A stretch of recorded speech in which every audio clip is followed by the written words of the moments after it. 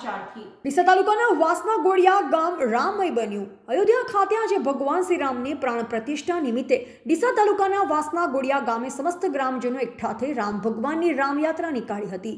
ત્યારે 2 ડીજે સાથે એક લાઈવ ડીજે, શ્રી રામ ભગવાનની બગી, એક બુલડોઝર તથા 100 જેટલા ટ્રેક્ટરની લાંબી એવી 3.5 કિલોમીટરની આ યાત્રા વાસના નવા ગોળિયાથી નીકળી જૂના ગોળિયા થઈ સંતોષી ગોળિયાથી પરત ફરી ઠેર ઠેર જગ્યાએ રામ ભક્તો દ્વારા રામનું સ્વાગત કરવામાં આવ્યું હતું અને સમગ્ર ગામમાં શ્રી રામની ધ્વજાઓથી લહેરાઈ ગયું હતું।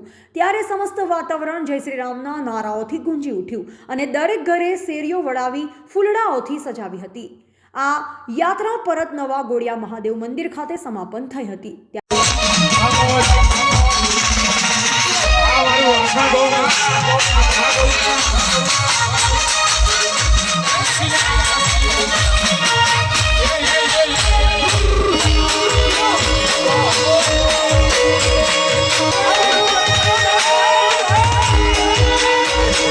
આજે ભારતના યશસ્વી વડાપ્રધાન નરેન્દ્રભાઈ મોદીના હસ્તે અયોધ્યા ખાતે શ્રી રામ ભગવાનની પ્રાણ પ્રતિષ્ઠા થવા જઈ રહી છે, જેને સમસ્ત ગ્રામ લોકો લાઈવ ટેલિકાસ્ટ નિહાળી અને શ્રી રામ ભગવાનને માનનીય વડાપ્રધાન નરેન્દ્ર મોદી, વિશ્વ હિન્દુ પરિષદના સ્થાપક મોહન ભાગવત, યુપીના મુખ્યમંત્રી યોગી, આજના યુપીના રાજ્યપાલ અને ગુજરાતને પનોતી પુત્રી આનંદીબેન પટેલની હાજરીમાં શ્રી રામ ભગવાનની પ્રાણ પ્રતિષ્ઠા લાઈવ નિહાળવાનો લહાવો ગ્રામજનોએ લીધો અને અયોધ્યા ખાતે જ્યારે પહેલી આરતી માનનીય વડાપ્રધાન શ્રીના હસ્તે થઈ તે જ સમયે સમસ્ત ગ્રામવાસીઓ એક સાથે 1500 જેટલા દીવાઓને મહાઆરતી ઉતારી સાથે સાથે મોબાઈલની ફ્લેશ લાઇટ પણ ચાલુ કરી આ આરતીનો સહભાગી બન્યા હતા અને સમસ્ત ગ્રામ સાથે રહી ભોજન પ્રસાદનો લાવો લીધો।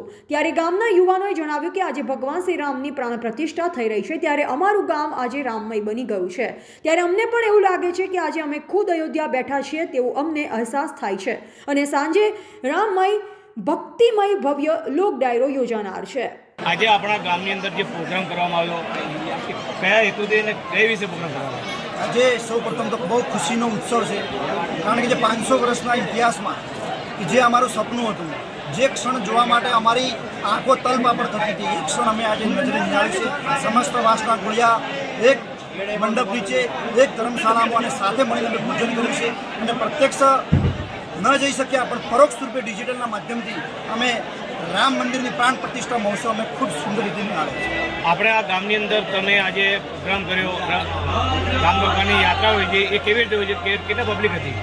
આજે લગભગ 3000 પબ્લિક સાથે 3.5 કિલોમીટરની ભવ્ય શોભાયાત્રા નીકાળી, એની સાથે સૌ ગામ લોકો અહીંયા આગળ ઉપસ્થિત થયા અને એની સાથે જ અમે ખૂબ સુંદર મજાનું આખા ગામના સાથ સહયોગથી ભોજન સમારંભ કરી અને આજના કાર્યક્રમને ધૂમધામપૂર્વક ઉજવ્યો।